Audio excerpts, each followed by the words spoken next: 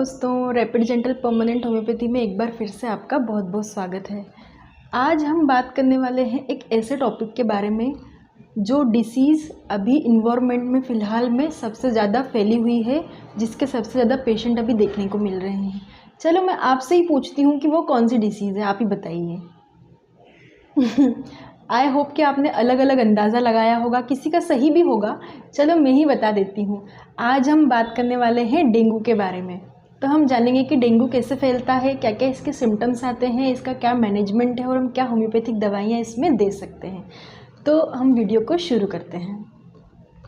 Dengue एक viral disease होती है। ये डेंगू वायरस से फैलती है। एक स्पेशल टाइप की फ़ीमेल मॉस्किटो होती है, एडिस इजिप्टी जिसका नाम है। ये मॉस्किटो अपने अंदर इस वायरस को लेकर के आती है और जब ये हमें बाइट करती है तो ये इन्फेक्शन, ये वायरस हमारे ब्लड के अंदर एंटर कर जाता है और हमारे ब्लड में फैल कर ये हमारी बॉडी के ऊपर डेंगू के सारे सिम्टम्स डेवलप करने लग जाता है, जिसकी वजह से हमें डेंगू डिसीज़ होने लग जाती है। डेंगू भी दो तरीके का होता है, एक जिसमें सिंपल फ्लू लाइक सिम्टम्स आते हैं और दूसरा जिसमें बहुत ही सीवियर फॉर्म होती है डेंगू की, जिसे डेंगू शॉक सिंड्रोम भी कहते हैं और डेंगू हेमरेजिक डिसीज़ भी हम कहते हैं। तो हम इन दोनों टाइप के डेंगू के बारे में आज डिटेल में डिस्क्राइब करेंगे कि होता क्या है। तो सबसे पहले तो आज हम बात कर लेते हैं फर्स्ट टाइप की डेंगू के। फर्स्ट टाइप में किस किस तरीके के सिम्टम आते हैं। तो सबसे पहला तो पेशेंट को सीवियर और हाई ग्रेड फीवर बना हुआ रहेगा, मतलब 100 डिग्री से ऊपर का ही फीवर पेशेंट को आएगा। उसे बहुत ही सीवियर हेडेक बना हुआ रहेगा। उसमें माइल्जिया और आर्थ्रेल्जिया, ये दो सिम्टम्स बहुत ही प्रोमिनेंट होंगे। माइल्जिया मतलब उसके सारे मसल्स में दर्द होगा और आर्थ्रेल्जिया मतलब उसकी हड्डियों के जोड़ों में बहुत ही सीवियर पेन रहेगा, बहुत ही स्टीफनेस महसूस होगी उसको। उसके छोटी छोटी हड्डियों के जोड़ों में भी उसको दर्द होगा। उसकी जो आई बोल है, उसके पीछे का जो हिस्सा है, उसमें भी उसको बहुत ज़्यादा दर्द महसूस होगा। उसे कॉन्स्टिपेशन की प्रॉब्लम हो जाएगी। ऐसा इसलिए होगा क्योंकि उसके सिम्टम्स में नोशिया और वॉमिटिंग भी शामिल है। जब उसे बार बार वॉमिटिंग होने लगेगी, इनडाइजेशन होने लगेगा, तो उसकी बॉडी में से जो फ्लूइड का लेवल है वो कम हो जाएगा, पानी की कमी हो जाएगी शरीर में, डिहाइड्रेशन हो जाएगा, जिससे कि उसका स्टूल बहुत ही हार्ड हो जाएगा और पास होने में बहुत ही डिफ़िकल्टी होगी। तो कुछ रेयरली ऐसे पेशेंट होते हैं जिनमें रेशेस भी पाए जाते हैं डेंगू में, मतलब उनकी स्किन के ऊपर हल्के फुल्के पिंकिश कलर के रेशेस डेवलप होने लग जाएंगे। तो इस तरीके से ये नॉर्मल जो डेंगू के सिम्टम्स होते हैं वो मैंने आपको बता दिए हैं, डेंगू में होते हैं फर्स्ट टाइप में। अब जो सीवियर डेंगू का जो फॉर्म होता है, जो हेमरेजिक होता है या शॉक सिंड्रोम होता है, उसमें क्या क्या सिम्टम्स होते हैं, तो ये सारे सिम्टम्स तो उसमें पाए जाएंगे ही। साथ ही पेशेंट की इम्यूनिटी इतनी ज़्यादा लो हो जाएगी, पेशेंट इतना ज़्यादा वीक हो जाएगा इंटरनली कि जो उसकी ब्लड वेसल्स होती हैं, ब्लड की जो नलियाँ होती है, वो इतनी ज़्यादा वीक हो जाएंगी कि उनकी परमिएबिलिटी बढ़ जाएगी और उनमें से ब्लड धीरे धीरे से पास आउट होने लगेगा, मतलब ब्लड बाहर निकलने लगेगा। तो इससे क्या होगा, पेशेंट की इंटरनल ब्लीडिंग भी हो सकती है और पेशेंट का ब्लड जब बाहर निकलेगा तो उसे एक्सटर्नल ब्लीडिंग भी होना स्टार्ट हो जाएगी।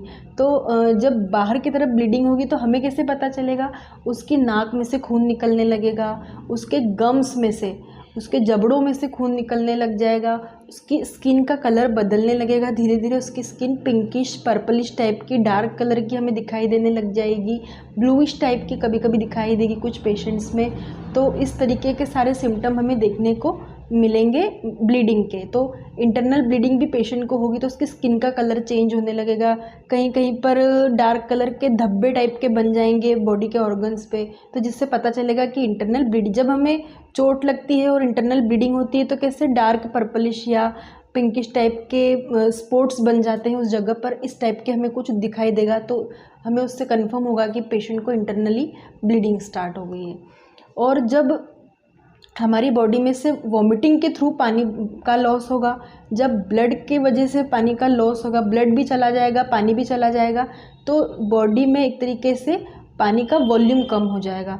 तो जब बॉडी में पानी का जब वॉल्यूम कम हो जाएगा तो पेशेंट शॉक में चला जाएगा, पेशेंट को हाइपोवोलेमिक शॉक होने लग जाएगा, तो जिसकी वजह से पेशेंट पूरी तरीके से कोलैप्स हो सकता है और प्रॉपर ट्रीटमेंट नहीं मिलने की वजह से पेशेंट की फ्लूइड की कमी की वजह से डेथ भी हो सकती है। डेथ इसलिए होगी कि जब शरीर में पानी नहीं होगा, ब्लड नहीं होगा, तो शरीर के जो ऑर्गन्स हैं उनका फंक्शन रुक जाएगा, उनका फंक्शन डिस्टर्ब हो जाएगा।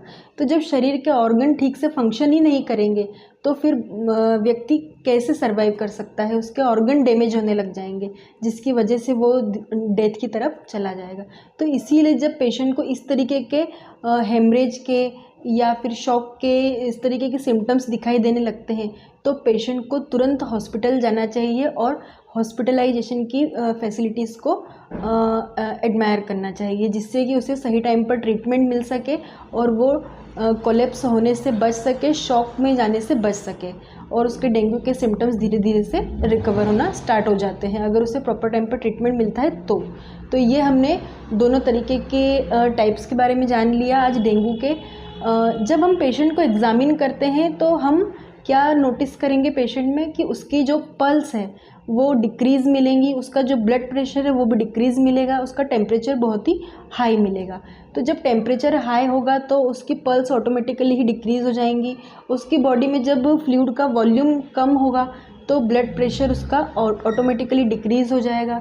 पेशेंट पूरा डिहाइड्रेट मिलेगा क्योंकि उसके शरीर में पानी का बहुत ज़्यादा नुकसान हो जाता है, पानी की बहुत कमी हो जाती है, तो उसके होंठ सूखे हुए, उसकी स्किन रूखी मिलेगी हमें, पूरी तरीके से पानी की कमी, आंखें उसकी पूरी धंस जाएंगी, बहुत ही वीकनेस सी महसूस करेगा, बैठने के लायक भी वो नहीं रहेगा, उसे सहारे की ज़रूरत पड़ेगी, उसकी हड्डियों में बहुत दर्द होगा। तो ये सारे सिम्टम हमें देखने को मिलेंगे डेंगू के पेशेंट में।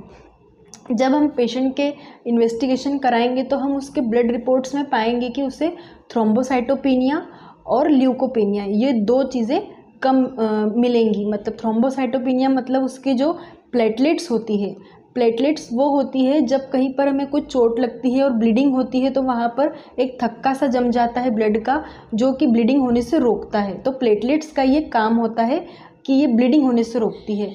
इसीलिए जब पेशेंट को हेमरेज होता है, इंटरनली या एक्सटर्नल ब्लीडिंग होती है, तो वो ब्लीडिंग रुक नहीं पाती क्योंकि उसके शरीर में प्लेटलेट्स बहुत ज़्यादा कम हो जाती है, जिसे हम थ्रोम्बोसाइटोपेनिया कहते हैं। तो ब्लड रिपोर्ट में थ्रोम्बोसाइटोपेनिया देखने को मिलेगा, साथ ही ल्यूकोपेनिया देखने को मिलेगा। मतलब जब किसी व्यक्ति को कोई इन्फेक्शन होता है तो उस इन्फेक्शन से जो बचाने वाली सेल्स होती है, जिन्हें हम WBC कहते हैं, उन सेल्स की बहुत ज़्यादा कमी हो जाएगी पेशेंट के शरीर में, जिसे हम ल्यूकोपेनिया कहते हैं।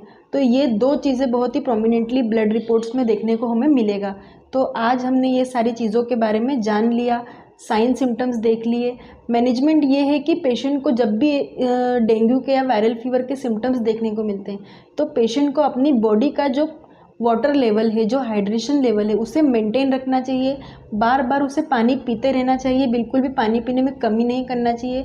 उसे फल फ्रूट्स ऐसे खाना चाहिए जिनमें पानी बहुत ज़्यादा पाया जाता हो, जिससे कि वो डिहाइड्रेट ना हो और शॉक की तरफ ना बढ़े, उसे हेमरेज भी ना हो।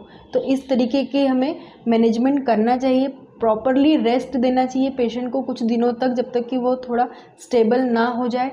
उसे प्रॉपर ट्रीटमेंट प्रोवाइड करना चाहिए। अगर सिम्टम्स बहुत ज़्यादा होने लगे तो उसे हॉस्पिटलाइजेशन की फैसिलिटी प्रोवाइड करवाना चाहिए, तो धीरे धीरे इससे रिकवरी होना स्टार्ट हो जाती है। अब हम आते हैं हमारी होम्योपैथिक दवाइयों के ऊपर कि कौन कौन सी ऐसी दवाइयाँ हैं जो कि डेंगू डिसीज़ को रिकवर करने में अच्छा सपोर्ट करती हैं। तो सबसे पहली मेडिसिन है Eupatorium perforatum. Eupatorium perforatum medicine हम पेशेंट को तब देते हैं जब पेशेंट को आर्थरेल्जिया और माइल्जिया, मतलब हड्डियों में और मसल्स में पेन के सिम्टम बहुत ज़्यादा प्रोमिनेंट होते हैं। तो ऐसी कंडीशन में जब हम पेशेंट को डेंगू में ये दवाई देते हैं तो पेशेंट बहुत ही जल्दी से रिकवर करने लग जाता है। दूसरी मेडिसिन है रस्टॉक्स मेडिसिन। रस्टॉक्स मेडिसिन हम उन पेशेंट्स को देते हैं जिनमें हड्डियों में और मांस में बहुत ज़्यादा दर्द होता है, साथ ही बहुत ही हाई ग्रेड का फीवर पाया जाता है, पेशेंट बहुत ही ज़्यादा रेस्टलेस हो जाता है और डेंगू के सिम्टम ज़्यादातर उसमें ठंडे मौसम में दिखाई देते हैं। उसे डेंगू डिसीज़ ठंडे मौसम में बहुत ज़्यादा अफेक्ट करती है। तो ऐसे पेशेंट्स को हम रस्टॉक्स मेडिसिन के 200 या 30 पोटेंसी प्रिस्क्राइब करेंगे कुछ दिनों तक, तो पेशेंट जल्दी से रिकवर करने लग जाता है। एक मेडिसिन है एकोनाइट मेडिसिन। एकोनाइट मेडिसिन हम डेंगू में उन पेशेंट्स को देते हैं जिन्हें डिसीज़ का बहुत ज़्यादा फियर होता है कि अब उसे कुछ हो जाएगा, पता नहीं उसे क्या हो गया है, और जब डिसीज़ एकदम सडनली सिम्टम्स डेवलप करने लगे, मतलब पेशेंट कल रात तक बहुत अच्छा था, सुबह उठकर उसने देखा तो उसमें सारे फ्लू जैसे सिम्टम्स डेवलप हो चुके हैं, उसको हेडेक हो रहा है, उसकी मसल्स में पेन है, उसे बहुत तेज़ फीवर है।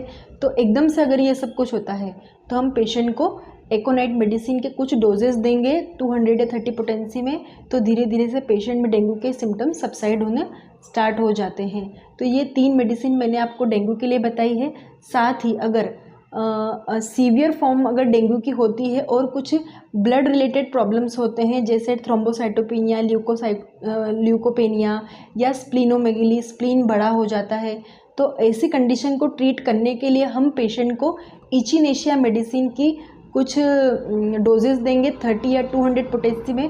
हम इसके मदर टिंचर भी पेशेंट को प्रिस्क्राइब कर सकते हैं। धीरे धीरे से हम पाएंगे कि पेशेंट के हेमरेजिक जो सिम्टम्स हैं वो रिकवर हो रहे हैं, पेशेंट क्योर की तरफ बढ़ रहा है, क्योंकि उसके ब्लड से रिलेटेड जो भी प्रॉब्लम्स थे वो धीरे धीरे से सॉल्व होने लग जाते हैं इन दवाई की वजह से। तो हमने ये सारी दवाइयाँ देख ली डेंगू से रिलेटेड। आई होप कि आपको मेरा ये वीडियो पूरा समझ में आया होगा, डेंगू के सारे सिम्टम्स क्लियर हो गए होंगे, क्या ट्रीटमेंट मैनेजमेंट करना है वो भी आपको समझ में आ गया होगा।